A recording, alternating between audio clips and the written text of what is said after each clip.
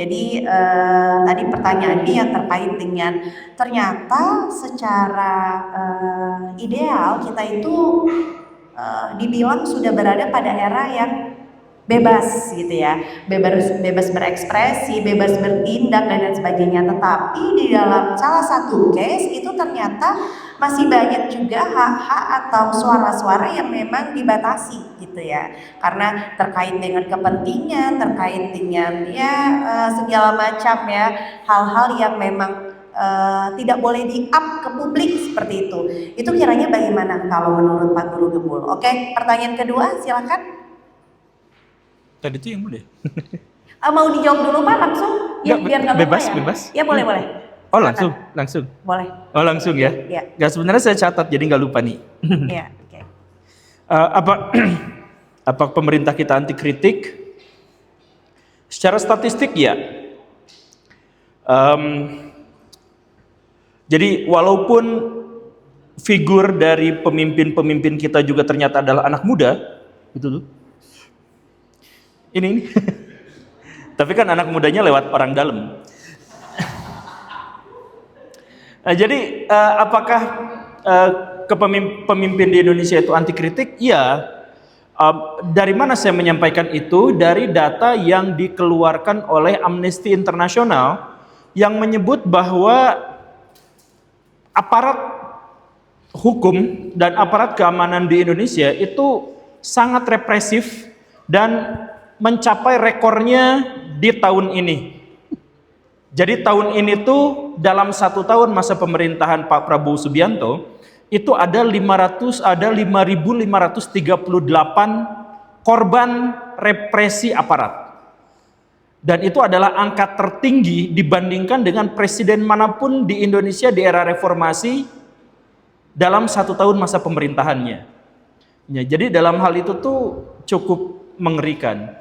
Dan korban yang dimaksud itu ada yang mengalami luka, ada yang hilang nyawa, ada yang dipenjara dan sampai sekarang masih mendekam di sana.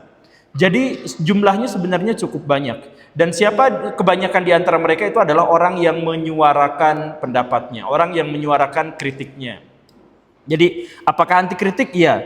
Tapi pemerintah kita juga sebenarnya anti kritik itu bukan hanya dengan manifestasi represi dari aparat keamanan, bukan. Tapi anti kritiknya juga meliputi mengiming-imingi jabatan pada orang-orang yang suka mengkritik. Nah, ini mungkin tidak diketahui oleh banyak orang. Jadi ingat nggak? Saya tuh punya teman botak, berotot, tinggi besar. Dia tuh sebenarnya adalah orang yang sangat idealis. Dia tuh cinta pada negaranya. Dan dia punya podcast yang luar biasa. Dulu podcastnya itu mau yang pro yang anti pemerintah itu ditampilkan di situ. Dan dia menjadi objektif. Dia menyuarakan melalui lisan-lisan orang lain. Dan karena itu dia punya banyak informasi A1 yang tidak diketahui oleh publik. Nah, disadari oleh pemerintah kita, wah, orang ini berbahaya. Tapi kalau dibungkam, lebih berbahaya lagi. Jadi didatengin, Pak, mau nggak berkontribusi terhadap negara? Mau banget. Orang dia tuh kan idealis sekali. Dia mencintai negaranya. Dia mencintai bangsanya. Mau nggak jadi letkol? Mau. Nah, tapi setelah jadi letkol, setelah bergaul, setelah baik-baikan luar biasa, kan nggak enak kritik ya. Teman-teman kalau sudah punya orang yang disayang, yang berjasa luar biasa, ngeritik ke dia tuh jadi nggak berani kan. Nah, cara membungkam kritik tuh dengan cara seperti itu tuh bisa. Jadi sekarang pemerintah kita tuh relatif tidak mendapatkan kritik apapun. Dalam hal misalkan Pak Prabowo Subianto sebagai presiden itu hampir luput dari semua kritikan. Kemarin ada banjir di Sibolga. Yang disalahin, yang dihujat, yang diludahin siapa? Bobi Nasution. Kemarin ada tambang nikel di Papua. Yang kita hujat, yang kita jelek-jelekin, yang kita goblin-goblinin, Bahlil. Kemarin ada rapat DPR, tersembunyi tertutup tiba-tiba mengesahkan undang-undang. Yang kita caci maki, yang kita gerbek rumahnya siapa? Anggota DPR. Padahal semua dari kebijakan-kebijakan mereka tuh gak mungkin gak mungkin tidak di-ACC sama presiden. Tapi gak pernah kena, karena apa? Kemampuan menghindari kritiknya yang sangat luar biasa. Jadi kalau terhadap orang-orang yang kurang jelas itu represi, terhadap orang yang sangat terlihat di ruang publik, itu biasanya diiming-imingi. Dan diiming-imingnya juga bukan sembarangan, diiming-imingnya itu dengan apa yang menjadi idealismenya. Ada yang dikasih komisaris. Jadi teman-teman di sini kalau mau cepat jadi komisaris, kritik pemerintah habis-habisan. Kalau benar dan cukup dikenal dan cukup viral, insya Allah dikasih jabatan komisaris. Kalau gitu ya, tapi ya cukuplah jangan jabatan komisaris. Jadi prodi di sini aja udah cukup lah. Nah, jadi atau di Indonesia itu ada kritikus politik yang suaranya tuh lantang sekali. Dan dia kata-katanya tuh enak didengar. Filosof beliau tuh. Dia tuh suka mengkritik presiden sebelumnya. Jokowi itu kata-katanya kasar sekali. Tapi ketika ditanya sama wartawan, dia bilang, saya tidak mengkritik Jokowi, saya mengkritik presiden. Dan mengkritik kebijakan-kebijakannya. Dan dia berjanji akan terus mengkritik presiden siapapun tokohnya. Begitu tokoh presidennya yang sekarang gak pernah dikritik sama sekali. Tetap sasaran kritik beliau adalah presiden yang sebelumnya. Kenapa bisa seperti itu?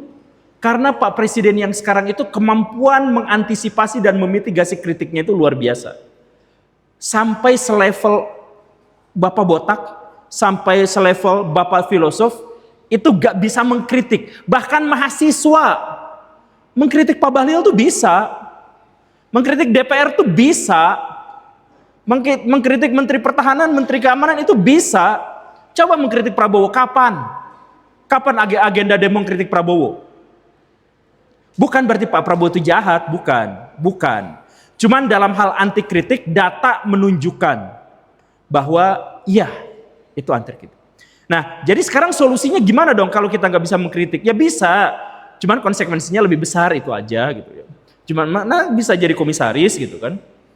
Nah, jadi gimana dong? Kritik terbaik itu sebenarnya adalah dengan karya.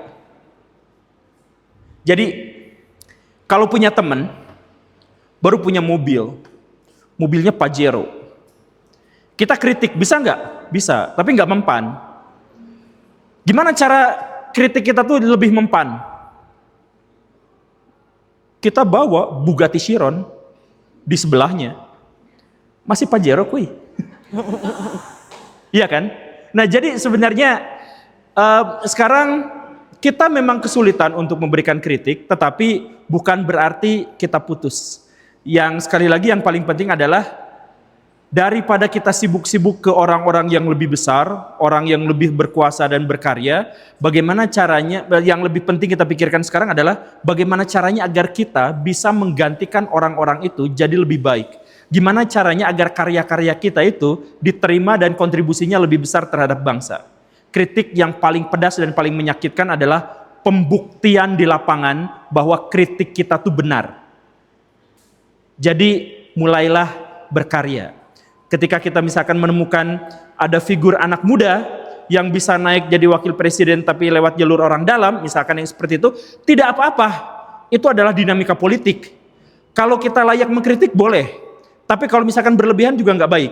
Kritik yang paling baik itu adalah buktikan bahwa kalian bisa jadi presiden di masa depan tanpa lewat orang dalam. Kan? Jadi nanti mau mengkritik Kaprodi, mau mengkritik Bapak. boleh. Tapi yang lebih baiknya lagi itu adalah tunjukkan kepada Bapak, kepada dosen yang di sini, tunjukkan bahwa politeknik ini tuh lebih butuh kalian daripada sebaliknya. Bahwa karya-karya kalian tuh lebih diterima sama masyarakat. Kalau sudah seperti itu, kalian mau ngeritik apapun itu lebih enak. Makanya berkaryalah, tunjukkan kepada dunia bahwa kalian punya karya. Terima kasih.